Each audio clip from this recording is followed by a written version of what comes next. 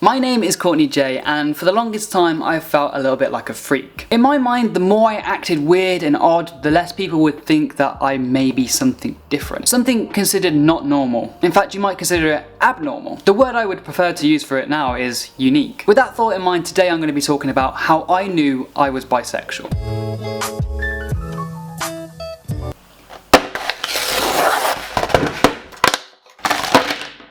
If we drew a timeline of my life and we started at 0 and finished at 25, it would be about the age of 14 when I started having feelings about my sexuality. For me, this could be referred to as bi-curiosity. If we skip ahead 5 years to the age of 19, that's when I finally came out as bisexual. So the real question is, what happened over those 5 years to take me from being bi-curious to being full-fledged bisexual?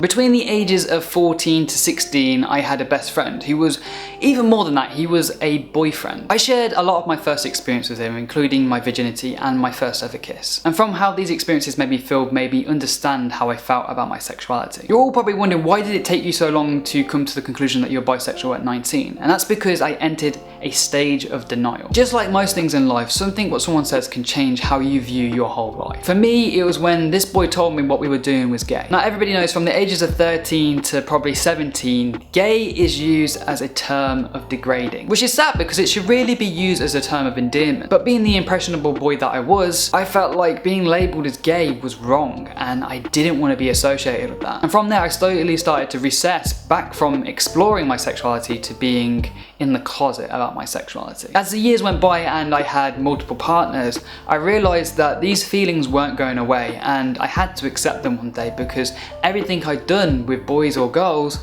I enjoyed. But back then I had almost zero representation for bisexuality, so I didn't really even know about the label. It wasn't until I had a conversation with my friend Eddie and he said bisexuality is actually cool and I think it's brilliant if you are. And that's when I finally come to the term that I could accept who I was. Because for so long I was worrying about what other people would think about me that I stopped looking at my own happiness and started putting their happiness before my own. When you live that way, you're never going to be happy. You're always living behind a mask. And until you take that mask off, you're always going to feel like the outcast because you can never be the true you. I was talking to my friend Joey the other day about the video I wanted to make here. And he said you should put something in the end of the video which really inspires and uplifts people about the message of bisexuality. Remember, this is a personal journey that is unique to you and not I nor anyone else can lay out the roadmap for you, as it is not an easy process for anyone. Just be true to yourself and love yourself no matter who you love. A quote by Joey Woods. And with all that said and done, I hope you guys have enjoyed the video and I hope it has helped. If it hasn't and you feel like you need further help, you can contact me on any of my social media. I will be happy to have a chat with you about it. I'm gonna say